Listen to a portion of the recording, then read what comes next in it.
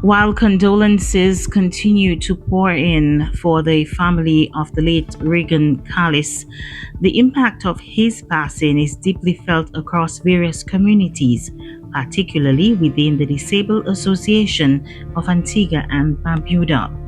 This organization has expressed that they too have received one of the hardest blows from the loss of Calliste, who served as the director of the National Vocational and Rehabilitation Center for Persons with Disabilities. His sudden death occurred in a manner that many find tragic while he was simply purchasing food at the KFC drive-thru. Bernard Warner, the head of the Disability Association in Antigua and Barbuda, shared his memories, noting that he had just spoken to Calliste earlier that same day. This loss was not something that I or none of us was expecting. It was on the very same Friday that I contacted Mr. Regan Calliste to seek counsel on a very troubling matter I was experiencing at work, of which he advised me how to approach the situation. Not knowing that it would be the last day I would have a conversation with him.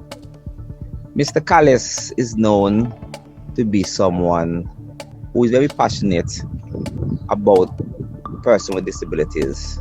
Warner emphasized the profound impact that Calliste had on the lives of individuals with disabilities in Antigua and Barbuda.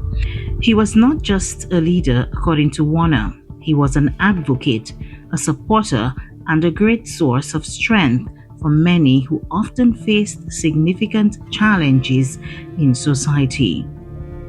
Mr. Calliste was not just a friend, a colleague, or director. He was someone who shared the experiences of people with disabilities and would often go out of his way to help many of us, directly and indirectly. So when I heard that he passed, it was a shock to me. So it's just not something that none of us were expecting. Even though death comes in mysterious ways, or death is all around us, people we don't know is dying every day. To hear that Mr. Calliste died wasn't something that none of us was looking forward to. And this hit us deep because, we work close together. Warner hopes that whoever takes over the position is as charismatic and committed as the late Calliste. Each time we gain a director, it brings changes and it brings optimism for a brighter future.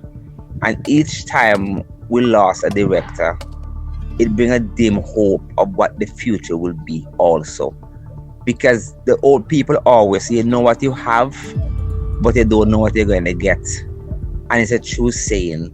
So the loss of Mr. Calliste is a somber reminder of what are we going to get in the future and what do we deserve and what legacy ought to be driven on the back of these two directors to shape the way forward for people with disabilities here in Antigua and Barbuda.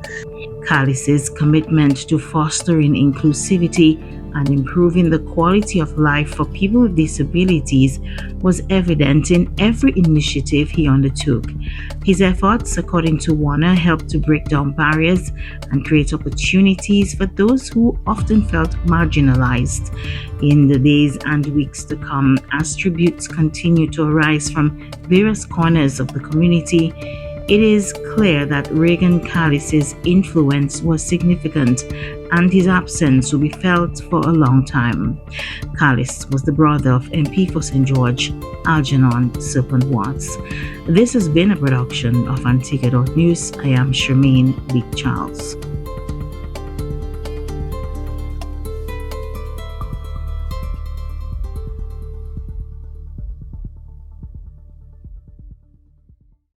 When evening falls and shadows play, we flip the switch, you light the way.